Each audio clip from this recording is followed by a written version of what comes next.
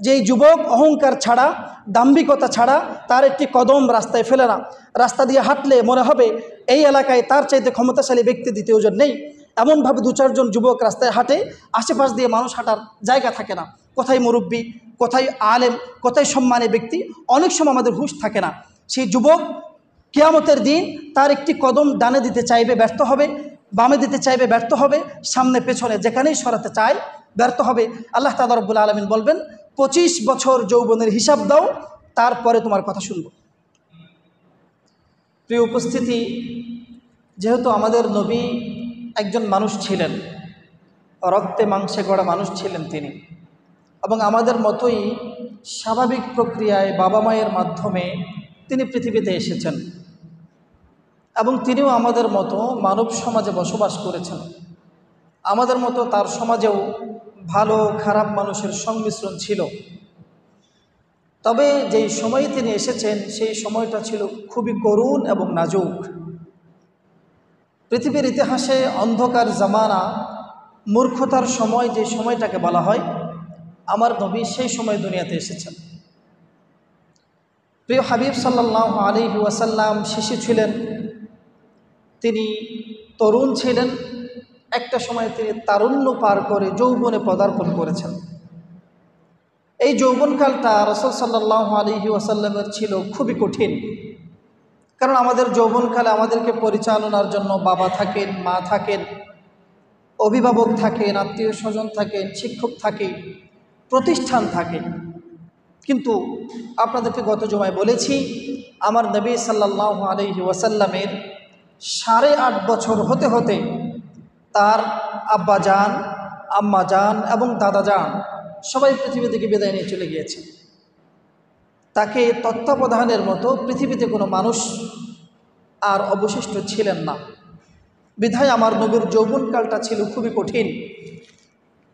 কিন্তু নবী সাল্লাল্লাহু আলাইহি ওয়াসাল্লাম নিজে যুবক ছিলেন এবং যুবকদেরকে ভালোবাসতেন, হৃদয় দিয়ে ভালোবাসতেন।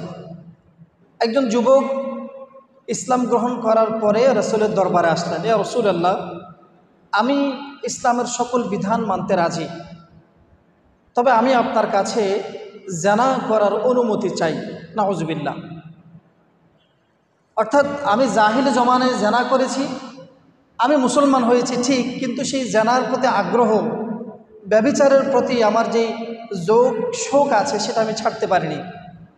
আমি সব বিধান মানতে রাজি, তবে আমাকে আপনি জানা করার অনুমতি দিন। এই জমানায় এসেও রাসূল পৃথিবী থেকে যাওয়ার 1500 বছর পরে আমাকে আপনাকে যদি কোনো যুবক এসে বলে যে আমাকে আপনি জানা করার অনুমতি দিন, সে মানুষটা যত নিকৃষ্ট খারাপ হোক না কেন অবশ্যই খুব রূঢ় ভাষায়, কর্কশ ভাষায় তাকে প্রত্যাখ্যান করবেন। শক্তি থাকলে তাকে শাস্তি দিবেন, যুবক এই কথা তুমি কিভাবে বললা আমাকে।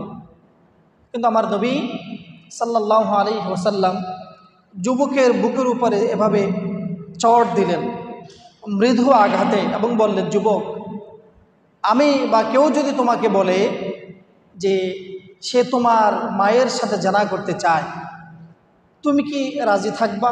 সে বললেন, না, এটা আমি কখনোই রাজি হব না। ঠিক আছে, কেউ যদি বলে তোমার বোনের সাথে সে জানা করতে চায়, তুমি তাকে কি করবা? যুবক জবাবে বলেছিলেন, আমার যদি শক্তি সামর্থ্য থাকে আমি তার শরীর থেকে গর্দানটাকে আলাদা করে দিব। এবার রাসূল বললেন, যেভাবে তুমি এটাতে রাজি নও তোমার মায়ের সাথে কেউ জানা করুক, তুমি এটাতে রাজি নও তোমার বোনের সাথে কেউ জানা করুক, তুমি যার সাথে জানা করতে চাচ্ছ সেও তো কারো বোন, সেও তো কারো মা, তুমি তার দিকে কুদৃষ্টিতে কিভাবে তাকাতে চাও? যুবক ভুল বুঝতে পারলেন, অঝরে কান্না শুরু করে দিলেন, ইয়া রাসূলুল্লাহ, আমি জীবনে কখনো জানার কথার কল্পনা মানব না। আমার নবী একজন যুবক ছিলেন, একই সাথে যুবকদেরকে হৃদয় থেকে ভালোবাসতেন, তাদেরকে সংশোধন করার জন্য চেষ্টা করতেন। প্রিয় উপস্থিতি, রাসূল সাল্লাল্লাহু আলাইহি ওয়াসাল্লাম যখন যৌবনে পদার্পণ করেছেন, তিনি একজন কর্মঠ পরিশ্রমী একজন মানুষ ছিলেন। আমরা জানি 25 বছর বয়স হওয়ার আগেই তিনি একজন কর্মচারী হিসাবে, ম্যানেজার হিসেবে খাদিজার ব্যবসার দেখাশোনার দায়িত্ব নিয়েছেন। তার বাবা নেই, দাদা নেই, পরিচালনার মতো কেউ নেই, কিন্তু তিনি ভাবলেন না, আমাকে কর্ম করতে হবে, খাটতে হবে, কষ্ট করতে হবে। এটা ভেবে তিনি খাদিজার ব্যবসার ম্যানেজারের দায়িত্ব নিয়েছেন। রাসূল সাল্লাল্লাহু আলাইহি ওয়াসাল্লাম সাহাবায়ে কেরামকে বলেছিলেন, মা বাআসাল্লাহুন নাবিয়্যা ইল্লা রাআল গনাম। ও আমার সাহাবীরা, রব্বুল আলামিন দুনিয়ার মধ্যে এমন কোনো নবী পাঠান নাই যেই নবী দুনিয়ায় এসে ছাগল চড়ানোর কাজ করেন নাই। প্রত্যেকটা নবী দুনিয়াতে এসে ছাগল চড়িয়েছেন, রাখাল ছিলেন। সাহাবায়ে কেরাম প্রশ্ন করলেন, আনতা কাযালিক ইয়া রাসূলুল্লাহ, আপনি তো নবীদের নবী, সকল মানুষের নবী, আপনিও কি দুনিয়াতে এসে ছাগল চড়িয়েছেন কিনা? রাসূল বললেন, ইন্নী আরআহা আলা কারারিতি দারাহিম। ও সাহাবীরা, আমি জীবিকার তাগিদে, রিজিকের তাগিদে অল্প কিছু আরবের দিরহামের বিনিময়ে আরবের ধনী মানুষদের রাখালের কাজ করেছি। অল্প কিছু দিরহামের বিনিময়ে আমি মানুষের ছাগল চড়িয়েছি। যেই নবী দুনিয়াতে রহমত হিসেবে এসেছেন, পরকালে যেই নবীর সুপারিশ ছাড়া কোনো নবীরও জান্নাতের ফয়সালা হবে না, যেই নবীর আবেদন ছাড়া রব্বুল আলামিন বিচার কাজই শুরু করবেন না, সেই নবী সাল্লাল্লাহু আলাইহি ওয়াসাল্লাম দুনিয়াতে রাখাল ছিলেন, ছাগল চড়িয়েছেন।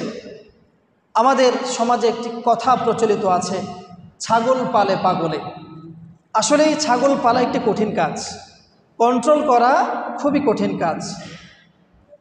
মূলত রব্বুল আলামিন নবী সাল্লাল্লাহু আলাইহি ওয়াসাল্লামকে ধৈর্যের প্রশিক্ষণ দেওয়ার জন্য, কষ্টের প্রশিক্ষণ দেওয়ার জন্য, ভারী দায়িত্ব দেওয়ার জন্য আগে প্রস্তুত করার লক্ষ্যেই রাসূল সাল্লাল্লাহু আলাইহি ওয়াসাল্লামকে দিয়ে ছাগলের রাখালি করিয়েছেন। সব নবীরা ছাগল চড়িয়েছেন। মুসা আলাইহিস সালাম বিবাহের দেনমোহর হিসাবে 10 বছর ছাগল চড়িয়েছেন। মুসা আলাইহিস সালাম শুআয়ব নবীর মেয়েকে বিবাহ করেছেন। শুআয়ব নবী বললেন, তুমি আমার মেয়ের মোহরানা দিবা কিভাবে? মুসার কাছে 1 টাকাও নাই, তিনি এলাকা থেকে পালিয়ে চলে এসেছেন। তো বললেন, ঠিক আছে, তুমি যদি আমার এই ছাগল বকরিগুলো 10 বছর দেখাশোনা করো, এটাকে মোহর হিসাবে ধার্য করে আমার মেয়েকে তোমার কাছে আমি বিয়ে দিব। কারণ মুসা আলাইহিস সালাম খুবই রাগান্বিত মানুষ ছিলেন, অল্পতেই রেগে যেতেন, এবং আল্লাহ মুসাকে খুব ভালোবাসতেন, সরাসরি কথা বলতেন মুসার সাথে। এখন মুসাকে নবুয়ত দেওয়ার আগে তার এই রাগটাকে কমানো দরকার, তাকে ধৈর্যশীল বানানো দরকার। রব্বুল আলামিন তাকে পরীক্ষার পর পরীক্ষা করতে করতে 10 বছর তাকে দিয়ে ছাগল চড়িয়েছে। এরপরে মুসাকে আল্লাহ বললেন, এবার তুমি নবী, এবার তুমি দাওয়াত নিয়ে ফেরাউনের কাছে যাও। রাসূল সাল্লাল্লাহু আলাইহি ওয়াসাল্লাম তার জীবিকার তাগিদে ছাগল চড়িয়েছেন, এবং তিনি এটা গর্ব করে বলেছেন, এটা ছাগল চড়ানো কোনো নর্মাল পেশা বা এটি কোনো দৃষ্টিকটু পেশা নয়। পরিশ্রম মানুষের জীবনে যদি না থাকে, সে কখনো সফলতার মুখ দেখে না। রাসূল সাল্লাল্লাহু আলাইহি ওয়াসাল্লাম তিনি যখন রাষ্ট্রনায়ক, মদিনার গভর্নর, তিনি ওই অবস্থায়ও নিজের পায়ের জুতা নিজে সেলাই করেছেন, মুচির কাজ করেছেন। তিনি ওই অবস্থায় নিজের বাজারগুলো মদিনার বনি কায়নুকা বাজার থেকে করে বহন করে নিয়ে আসতেন। নিজের কাপড় ছিঁড়ে গেলে নিজে হাতে সেই কাপড় সেলাই করতেন। স্ত্রীদের কাজের সহযোগিতার জন্য রুটি বানানোর খামিরা করে দিতেন। মাঝে মাঝে স্ত্রীর কাজে হেল্প করার জন্য নিজে রুটি ভাজতেন। রাসূল সাল্লাল্লাহু আলাইহি ওয়াসাল্লাম কখনোই ভাব ধরে বসে থাকেননি। রাসূলের বিবিরা সারা জীবন রাসূলের প্রশংসা করেছেন। তারা বলেছেন, আমরা জমিনে মুহাম্মদুর রাসূলুল্লাহর মতো উত্তম পুরুষ, উত্তম সুপুরুষ, দয়াবী মায়াবী কোনো পুরুষ দুনিয়াতে আমরা দেখি নাই। একথা আমাদের বিবিরা আমাদের ব্যাপারে বলবে না। আমাদের স্ত্রী একজন, রাসূলের বিবি ছিলেন একই সাথে 9 জন। কোনো বিবি এক শব্দ দিয়েও কখনো রাসূল সাল্লাল্লাহু আলাইহি ওয়াসাল্লামের সমালোচনা করেননি। আমাদের বিবিকে যদি ফ্রিডম দেয়া হয়, তাহলে হয়তো একদিন 24 ঘন্টা না, এর চাইতেও বেশি সময়ে যদিও লাগাতার কথা বলে, আমাদের ব্যাপারে অভিযোগ শেষ হবে না।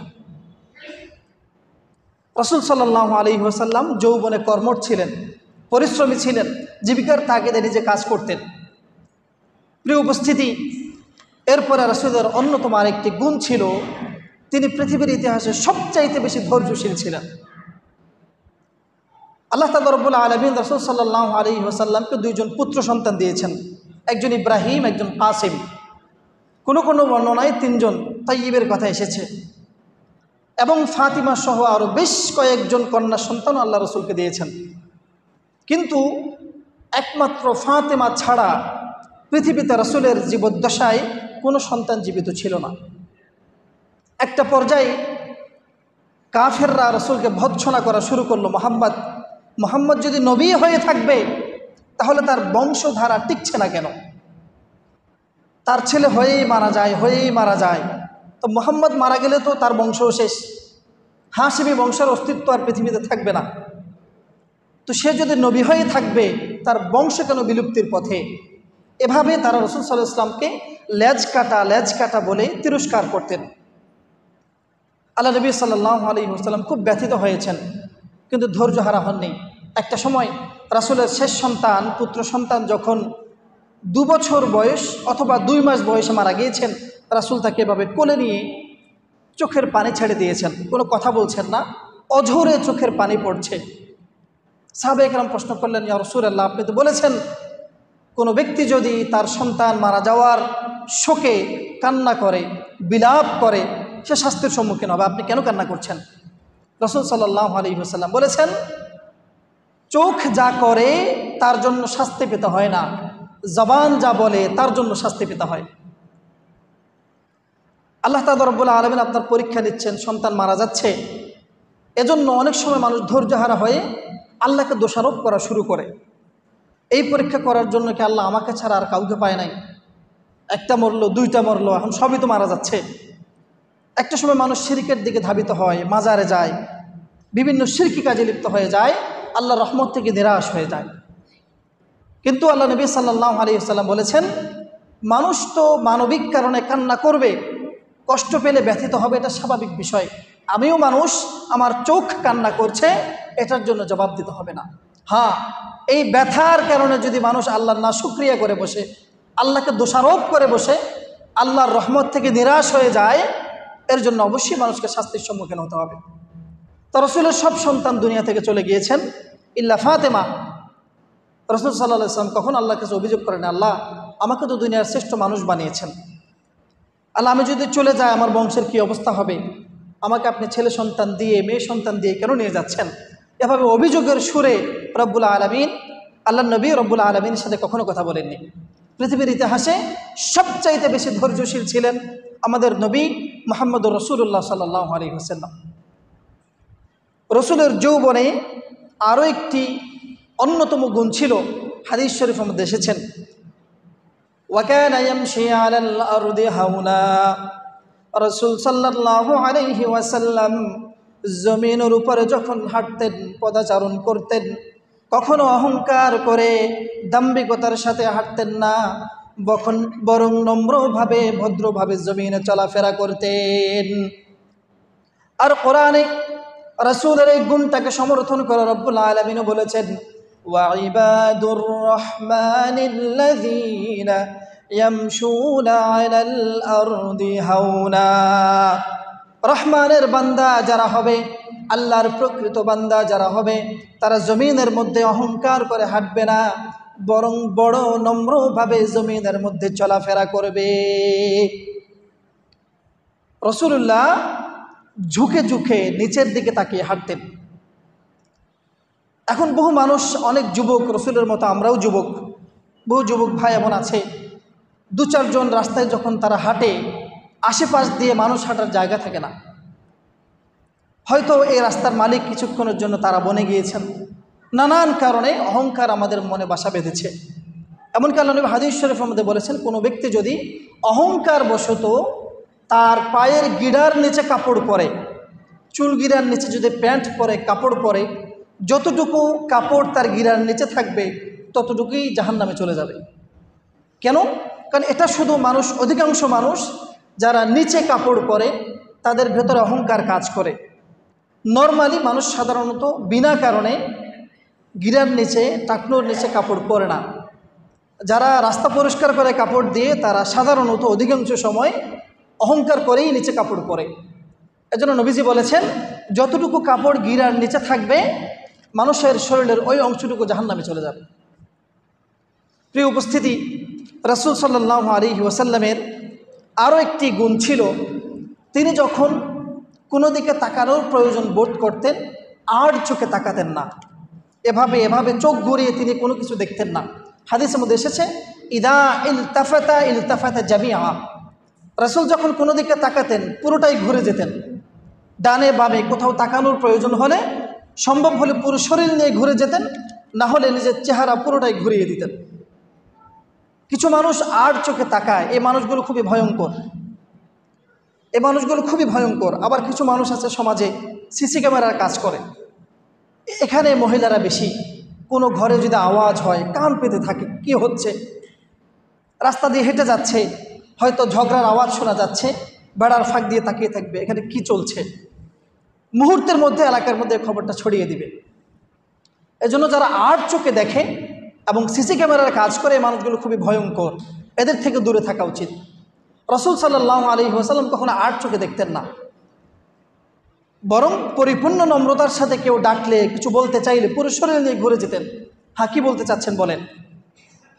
এজন্য এটি একটি গুরুত্বপূর্ণ গুণ ছিল রাসূল সাল্লাল্লাহু আলাইহি ওয়াসাল্লামের যৌবনে। এই গুণটিও আমাদের সকলের অর্জন করা উচিত। এরপরে রাসূল সাল্লাল্লাহু আলাইহি ওয়াসাল্লামের আরও একটি গুণ ছিল, তিনি মুচকি হাসতেন। অট্ট হাসি রাসূলের মুখে সম্ভবত কখনোই দেখা যায়নি, এমন বর্ণনা কোথাও পাওয়া যায় না। রাসূল সাল্লাল্লাহু আলাইহি ওয়াসাল্লাম তার জীবদ্দশায় সবচাইতে বেশি খুশি হয়েছেন মক্কা বিজয়ের দিন। আমরা যেমন দেশ বিজয় হলে, স্বাধীনতা লাভ করলে খুশি হই, বিজয় আনন্দ মানুষকে অহংকারী বানায় এবং নিয়ন্ত্রণের বাইরে নিয়ে যায়। তখন মানুষকে নিয়ন্ত্রণে রাখতে পারে না। আল্লাহ নবী সাল্লাল্লাহু আলাইহি ওয়াসাল্লাম সবচাইতে বেশি খুশি হয়েছেন মক্কা বিজয়ের দিন। কেন? দীর্ঘ স্বৈরশাসনের অবসান হয়েছে, দীর্ঘ জুলুমের অবসান হয়েছে, দীর্ঘ অত্যাচার থেকে মুসলমান মুক্তি পেয়েছে। রাসূল সাল্লাল্লাহু আলাইহি ওয়াসাল্লাম মক্কার পাদদেশে দাঁড়িয়ে আছেন, সাহাবায়ে কেরাম তা আনন্দিত। সাহাবায়ে কেরাম মিছিল দিচ্ছিলেন অলিতে গলিতে, আল ইয়াউম ইয়াউমুল মালহামা, আজকে হলো প্রতিশোধ নেয়ার দিন। কাফেররা আমাদের উপরে যত জুলুম করেছ, আজকে মক্কা বিজয়ের দিন আমরা সকল জুলুমের কড়াই গণ্ডা হিসাব বুঝে নিব। আল ইয়াউম ইয়াউমুল মালহামা, আজকে হলো প্রতিশোধের দিন। রাসূল সাল্লাল্লাহু আলাইহি ওয়াসাল্লাম তাদেরকে ডাকলেন, ও আমার সাহাবায়ে কেরাম, তোমরা খুশি হবে এটা ঠিক, কিন্তু তোমাদের স্লোগান পরিবর্তন করো। আল ইয়াউম ইয়াউমুল মালহামা নয়, আল ইয়াউম ইয়াউমুল মারহামা, আজকে হলো দয়া দেখানোর দিন, রহম করার দিন, ইহসান করার দিন। রসুল জীবনের সবচাইতে যেই দিন বেশি খুশি হয়েছেন, সেদিন রসুলের মুখে অট্টহাসি দেখা যায়নি, যেটাকে আরবিতে কাহকাহা বলা হয়। অট্টহাসির কারণে নামাজ ভেঙে যায়, অজু নামাজ দুইটা একসাথে ভেঙে যায়। যেই হাসিতে দাঁত দেখা যায়, কখনো কখনো তো ভেতরের গলার মধ্যভাগ পর্যন্ত দেখা যায় এবং উচ্চ আওয়াজ শোনা যায়, সেটাকে বলা অট্টহাসি। রাসূল সবসময় মুচকে হাসতেন, গোমরামুখ করে থাকতেন না, গম্ভীর হয়ে থাকতেন না, বরং মুচকে হাসতেন। এটি রাসূলের অন্যতম একটি গুণ ছিল, এমন একটি গুণ যেই গুণের কারণে বহু মানুষ রাসূলের জবানের মুচকি হাসি দেখে রাসূলের বন্ধুতে রূপান্তরিত হয়ে গিয়েছেন। প্রিয় উপস্থিতি, এরপরে রাসূলের অন্যতম একটি গুণ ছিল লজ্জাশীলতা। একটি বর্ণনা এসেছে, কুমারী মেয়ে যেমন লজ্জাশীল থাকে, বিবাহের পূর্বে তার কাছে বিবাহের প্রস্তাব নিয়ে গেলে তার মুখের লাজুক অবস্থাটা যেমন হয়, রাসূল সাল্লাল্লাহু আলাইহি ওয়াসাল্লামও এমন লাজুক মানুষ ছিলেন। লজ্জা কখনোই নারীর ভূষণ নয়, এটি একটি ভুল প্রবাদ। লজ্জা হলো জ্ঞানী মানুষের ভূষণ। পাগলের লজ্জা থাকে না, উলঙ্গ হয়ে হাঁটে, গরমে ছালার চট গায়ে দেয়, শীতে উদম গায়ে রাস্তায় হাঁটা চলা করে। কেন? তার লজ্জা নেই। লজ্জা থাকে জ্ঞানী মানুষের, নারীর নয়। নারীর নারী হিসেবে লজ্জা থাকবে, পুরুষের পুরুষ হিসেবে লজ্জা থাকবে। কোনো সমাজ থেকে যখন লজ্জা উঠে যাবে, সেই সমাজ পশুর সমাজে পরিণত হতে আর তেমন সময়ের প্রয়োজন হবে না। এজন্য রাসূল সাল্লাল্লাহু আলাইহি ওয়াসাল্লাম হাদিস শরীফের মধ্যে বলেছেন, ইযা লাম তাস্তাহয়ি ফাসনা মা শি'তা, যখন তোমার লজ্জা চলে যাবে, যখন লজ্জা কোনো খারাপ কাজ থেকে তোমাকে বিরত রাখতে পারবে না, তখন ফাসনা মা শি'তা, তোমার মন যা চায় মন মতো ওই কাজ করার জন্য তুমি প্রস্তুত হয়ে যাও। মানুষের লজ্জা মানুষকে অনৈতিক কাজ থেকে বিরত রাখে, অশ্লীল কাজ থেকে বিরত রাখে, অশ্লীল বাক্যলাপ থেকে বিরত রাখে। রাসূল বললেন, যখন এই লজ্জা নামক সম্পদটা চলে যাবে, তখন সব রকম নিকৃষ্ট কাজের জন্য তুমি প্রস্তুত হয়ে যাও। লজ্জা মানুষের জীবনে ঈমানের মতো গুরুত্বপূর্ণ জিনিস। এজন্য রাসূল সাল্লাল্লাহু আলাইহি ওয়াসাল্লাম বলেছেন, মুরু সিবিয়ানাকুম বিসসালাহ ওয়া হুম সাবউ সিনিন, তোমাদের সন্তানের যখন 7 বছর বয়স হয় তোমরা তখন তাকে নামাজের হুকুম দাও। ওয়াদরিবুহুম ওয়া হুম 10 সিনিন, যখন তাদের 10 বছর বয়স হয় কিন্তু নামাজ পড়তে চায় না, তাদেরকে মারো, মেরে মেরে শাস্তি দিয়ে তাদেরকে নামাজ পড়াও। এবং তাদের বিছানাকে, ছেলে মেয়েদের বিছানাকে তোমরা আলাদা করে দাও। কেন? এই সময় তাদের লজ্জা জন্ম নেবে। এই সময় যদি ছেলে মেয়ে ভাই বোনকে একই বিছানায় রাখা হয়, তাদের লজ্জার আবরণটা খসে পড়বে, লজ্জার দেয়ালটা ধসে যাবে। বিধায় তাদেরকে লজ্জাশীল বানানো প্রয়োজন। এজন্য রাসূল বলেছেন, সন্তানকে তার শিশুকাল থেকে, কৈশোর থেকে, তারুণ্য থেকে তাকে লজ্জার শিক্ষা দাও। অনেকটা হাদিসে বলেছেন রাসূল সাল্লাল্লাহু আলাইহি ওয়াসাল্লাম, আল ঈমান ওয়াল হায়াউ কারিনান, ঈমান এবং লজ্জা এই দুই জিনিস দুইটি বন্ধুর মতো। একটি যখন সরে যায় আরেকটি অটোমেটিক সরে যায়। দেখবেন যেই সমাজে অমুসলিম বেশি, কাফের বেশি, সেখানে লজ্জার বালাই কম, যেখানে লজ্জা বেশি সেখানে ঈমানদার বেশি। এজন্য পশ্চিমা কালচারে দেখবেন কোনো লজ্জার বালাই নেই। হাফ প্যান্ট পরে, শর্ট প্যান্ট পরে, বিকিনি পরে ওপেন ঘুরবে, বিন্দু পরিমাণ তাদের মধ্যে লজ্জার বালাই নেই। রাসূল এই কথাটা বহু আগে বলেছেন, লজ্জা এবং ঈমান দুটি এমন জিনিস, একটি যদি খসে পড়ে আরেকটি অটোমেটিক ধ্বংস হয়ে যাবে। সম্মানিত উপস্থিতি, এরপরে রাসূল সাল্লাল্লাহু আলাইহি ওয়াসাল্লামের ওয়াফাতের পরে রাসূলের প্রত্যেকটা যৌবনকালের গুণ বলে আসলে শেষ করা যাবে না।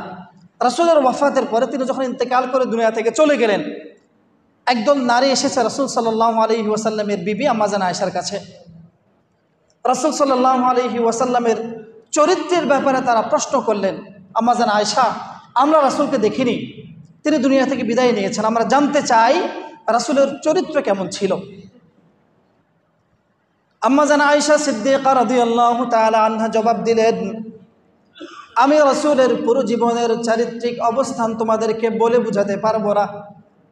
ছোট্ট একটি কথায় যদি আমি তোমাদেরকে উত্তর দিতে চাই, কানা খুলুকুহু আল কুরআন, এই যে কোরআনটাকে তোমরা পেয়েছো, এই যে কোরআনটাকে তোমাদের ইহকাল পরকালের কল্যাণ হিসাবে তোমাদেরকে দেওয়া হয়েছে, এই কোরআনটাকে তোমরা যেমনভাবে পেয়েছো, আমার নবীর চরিত্র আর এই কোরআনের বর্ণনার মধ্যে কোনো পার্থক্য নেই। কোরআন যেমন আমার নবীও তেমন। কোরআনের বর্ণনার বাস্তব চিত্র যদি তোমরা দেখতে চাও, তাহলে বুঝে নিও কোরআনের বর্ণনা এবং আমার নবীর চরিত্রের মধ্যে কোনো পার্থক্য ছিল না। নবীজিও তার জবানে বলেছেন, ইন্নামা বুইসতু লিউতিম্মিমা মাকারিমাল আখলাক, রব্বুল আলামিন আমাকে দুনিয়াতে পাঠিয়েছেন উত্তম চরিত্রকে পরিপূর্ণতা দান করার জন্য। এজন্য কোরআনে কারীমে আল্লাহ তাআলা রব্বুল আলামিন আমার নবীর চরিত্রের ব্যাপারে বলেছেন, ওয়া ইন্নাকা লাআলা খুলুকিন আযীম, ও নবী আপনি কোনো সাধারণ চরিত্রের অধিকারী নন, বরং আপনি হলেন মহান এবং মহান চরিত্রের অধিকারী। নবী শুধু নিজের মহান চরিত্রের অধিকারী ছিলেন এমন নয়, কোরআনে কারীমে রব্বুল আলামিন আরো বলেছেন, লাকাদ কানা লাকুম ফি রাসূলিল্লাহি উসওয়াতুন হাসানা, ও দুনিয়ার মানুষ তোমরা শুনে রাখো, তোমরা যদি তোমাদের জীবনে কোনো আদর্শ বানাতে চাও, কোনো মডেল আইডল বানাতে চাও, তাহলে তোমাদের জন্য আমার নবী মুহাম্মদের জীবনে আমি সব চাইতে বেশি উত্তম আদর্শের ব্যবস্থা করে রেখেছি। রাসূল সাল্লাল্লাহু আলাইহি ওয়াসাল্লামের মতো আদর্শবান চরিত্রবান ব্যক্তি পৃথিবীর ইতিহাসে না কখনো এসেছে, না কিয়ামত পর্যন্ত কখনো আসার সুযোগ আছে। প্রিয় নবী সাল্লাল্লাহু আলাইহি ওয়াসাল্লাম যৌবনকালে সবচাইতে বেশি চরিত্রবান মানুষ ছিলেন এবং তার সংস্পর্শে যে সকল মানুষ এসেছে তারাও সবচাইতে বেশি চরিত্রবান ছিলেন। আল্লাহ নবী সাল্লাল্লাহু আলাইহি ওয়াসাল্লামের বহু যুবক সাহাবী ছিল। রাসূল সাল্লাল্লাহু আলাইহি ওয়াসাল্লামের আলোচিত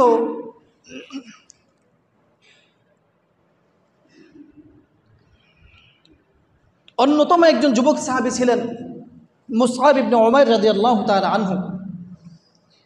এই মুসআব ইবনে উমাইর রাদিয়াল্লাহু তাআলা আনহু আমাদের মতো একজন যুবক ছিলেন।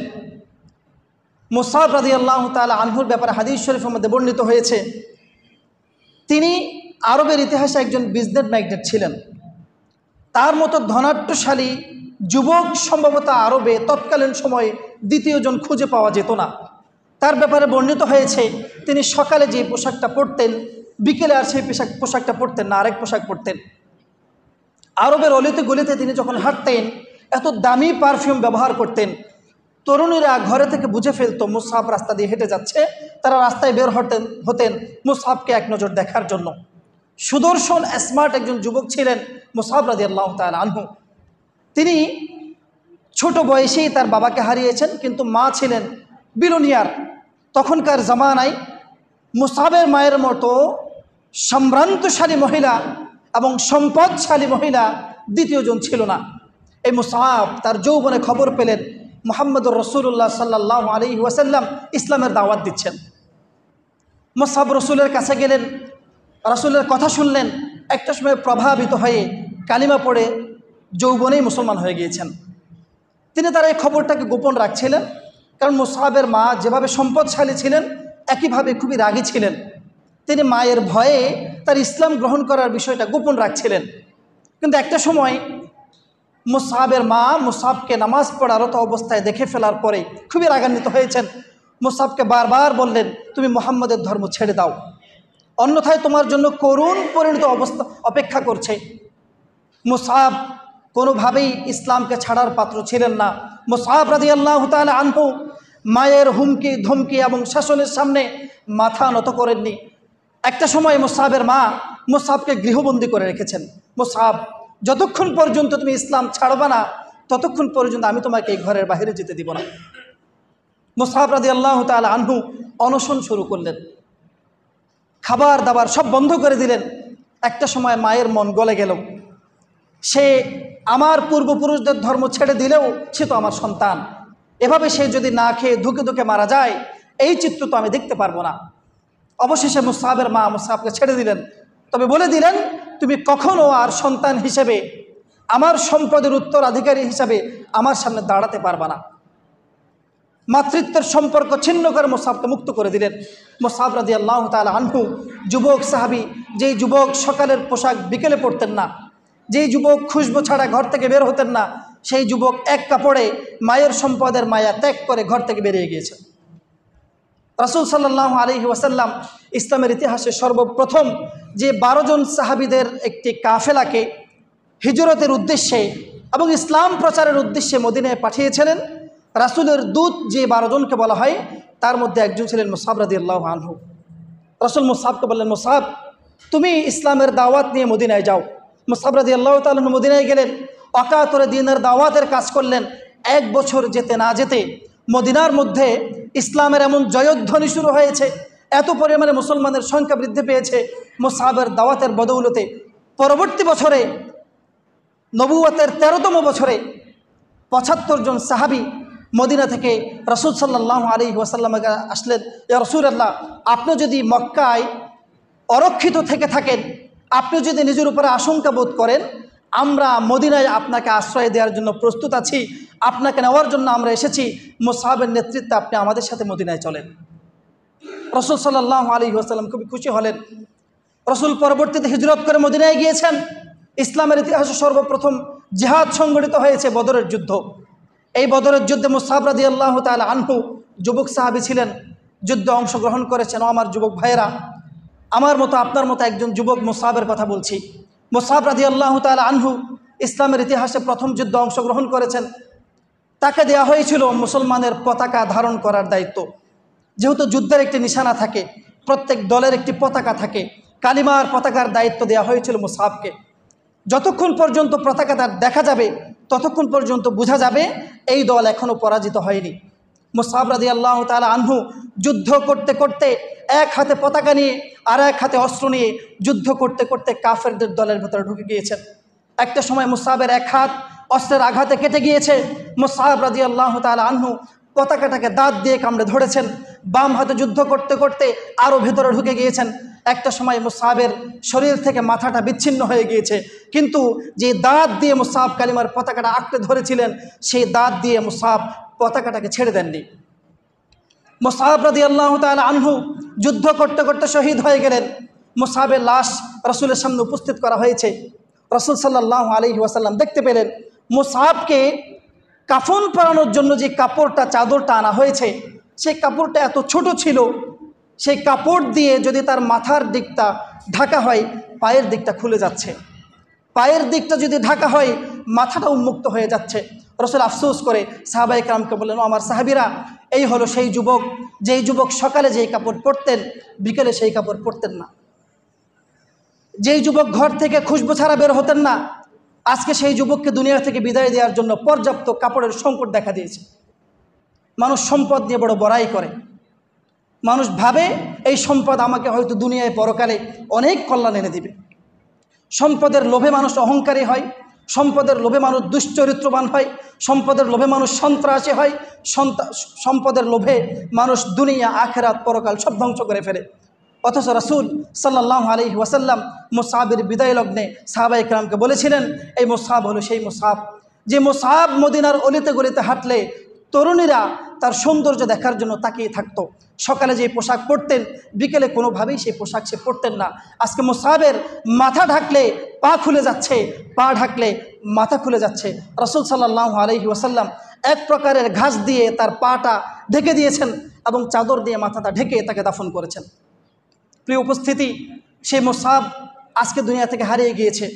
আজকে আর দুনিয়াতে মুসআব খুঁজে পাওয়া যায় না। আজকে দুনিয়াতে মেসির অনুসারে অনেক আছে, এখানে অনেকে আছেন আমার যুবক ভাইয়েরা, নেইমারের অনুসারে অনেক আছে, যারা তাদের চুল থেকে মাথা পর্যন্ত, মাথা থেকে পা পর্যন্ত শরীরের প্রত্যেকটা অঙ্গের অনুসরণ করতে চায়, প্রত্যেকটা কথার অনুসরণ করতে চায়, প্রত্যেকটা পদক্ষেপের অনুসরণ করতে চায়। কিন্তু ইসলামের স্বর্ণযুগের সাহাবি, যুবক সাহাবি মুসআবের অনুসারী আজকের সমাজে খুঁজে পাওয়া মুশকিল হয়ে যাবে, হয়তো একজনকেও খুঁজে পাওয়া যাবে না। প্রিয় উপস্থিতি, এই রক্তমাখা দিন আপনার কাছে এসেছে মুসআবের রক্তের বিনিময়ে। আপনার কাছে দিন এসেছে রাসূল সাল্লাল্লাহু আলাইহি ওয়াসাল্লামের রক্তের বিনিময়ে। আপনি রাসূলের জীবনী অনুসরণ করবেন না, মুসআবদেরকে অনুসরণ করবেন না, কিন্তু এই যৌবন নিয়ে আপনি জান্নাতে যাবেন, এটা আকাশ কুসুম কল্পনা এবং দিবাস্বপ্ন ছাড়া আর কিছুই নয়। রাসূল সাল্লাল্লাহু আলাইহি ওয়াসাল্লাম বলেছেন, মানুষ যখন মারা যাবে, বিচারের ময়দানে যখন তাদেরকে উত্তোলন করা হবে, তাদেরকে 5টি প্রশ্ন করা হবে। রাসূল সাল্লাল্লাহু আলাইহি ওয়াসাল্লাম বলেছেন, 1 নম্বরে তাদেরকে প্রশ্ন করা হবে ওয়ান শাবাবিহি ফিমা আফনা। তোমাকে একটি জীবন দেওয়া হয়েছিল, যে জীবনের ব্যাপ্তি ছিল 60 বছর 70 বছর। এই জীবনের মধ্যভাগে আমি তোমাকে 30 বছরের একটি যৌবন দিয়েছিলাম। এই যৌবনকালটা কিভাবে কাটিয়েছো হিসাব দাও। বুড়া বয়সে দাড়ি পাকার পরে কত টাকা দান করেছো এই হিসাব পরে শুনবো। কত বছর রোজা রেখেছো এই হিসাব পরে শুনবো। দাড়ি পাকার পরে বছরে কয়বার হজ করেছো, কয়টা উমরা করেছো এই হিসাব আমি পরে শুনবো। যৌবনের 25 বছর কেমনে কাটিয়েছো আগে হিসাব দাও। যৌবনকালের হিসাব দেওয়া ছাড়া আমার যুবক ভাই, আপনি আল্লাহ নবী হাদিসের মধ্যে বলেছেন, লা তাজুলু কদমা আবিদিন, তার পা ডানেও যাবে না, শত চেষ্টা করার পরেও তার পা তার কথা শুনবে না। যুবক, যেই যুবক অহংকার ছাড়া, দাম্ভিকতা ছাড়া তার একটি কদম রাস্তায় ফেলে না, রাস্তা দিয়ে হাঁটলে মনে হবে এই এলাকায় তার চাইতে ক্ষমতাশালী ব্যক্তি দ্বিতীয়জন নেই, এমনভাবে 2-4 জন যুবক রাস্তায় হাঁটে, আশেপাশ দিয়ে মানুষ হাঁটার জায়গা থাকে না। কোথায় মুরব্বী, কোথায় আলেম, কোথায় সম্মানী ব্যক্তি, অনেক সময় আমাদের হুঁশ থাকে না। সেই যুবক কিয়ামতের দিন তার একটি কদম ডানে দিতে চাইবে, ব্যর্থ হবে, বামে দিতে চাইবে, ব্যর্থ হবে, সামনে পেছনে যেখানেই সরাতে চায় ব্যর্থ হবে। আল্লাহ তাআলা রব্বুল আলামিন বলবেন, 25 বছর যৌবনের হিসাব দাও, তারপরে তোমার কথা শুনবো। প্রিয় উপস্থিতি, রাসূল সাল্লাল্লাহু আলাইহি ওয়াসাল্লাম আমাদের মতো যুবক ছিলেন, তার সাহাবীরা যুবক ছিলেন, বড় আফসোসের বিষয়, আমরা অনেক ইতিহাস জানি, আমরা অনেক রম্য গল্প জানি, আমরা অনেক নায়ক নায়িকার জীবনী জানি, কিন্তু যুবক নবী মুহাম্মদুর রাসূলুল্লাহ সাল্লাল্লাহু আলাইহি ওয়াসাল্লামের জীবনী জানি না। রাসূল সাল্লাল্লাহু আলাইহি ওয়াসাল্লাম আর কোনো প্রশ্ন করার দরকার নেই। যখন আপনি তীব্র তৃষ্ণা মেটানোর জন্য, আপনি যখন বিচারের মাঠের তীব্র গরম থেকে বাঁচার জন্য আল্লাহ নবীর কাছে, যিনি ওই দিন একমাত্র পানির ডিলার থাকবেন, রাসূল সাল্লাল্লাহু আলাইহি ওয়াসাল্লামের কাছে এক ঢোক পানির জন্য, হাউজে কাউসারে পানির জন্য যাবেন। রাসূল সাল্লাল্লাহু আলাইহি ওয়াসাল্লাম যদি দুর্ভাগ্যবশত, আমার আপনার দুর্ভাগ্যবশত শুধুমাত্র একটি প্রশ্ন করে, তুমি কি আমার জীবনী জানতা? আমি দুনিয়াতে কি করেছি তুমি কি জানতে? আমি কি করিনি তুমি কি জানতে? তুমি আমার 63 বছর জীবনের একটি দিনের কর্মযোগ্য আমি 24 ঘন্টা কিভাবে কাটিয়েছিলাম, 63 বছর থেকে আমার 24 ঘন্টার কর্মকাণ্ড সম্পর্কে আমাকে জানাতে পারো? হয়তো একটি শতভাগ মুসলিম অধ্যুষিত এলাকার 95% মানুষ, আমি ভুল বলছি, সম্ভবত 99% মানুষ আল্লাহ নবী সাল্লাল্লাহু আলাইহি ওয়াসাল্লামের পানি পান করা থেকে বঞ্চিত হবে। কারণ শতভাগ মুসলমান অধ্যুষিত এলাকার 99 জন মানুষ রাসূল সাল্লাল্লাহু আলাইহি ওয়াসাল্লামের জীবনী জানে না, জীবনী পড়ে না, শুনতে রাজি নয়, শিক্ষা নিতে প্রস্তুত নয়।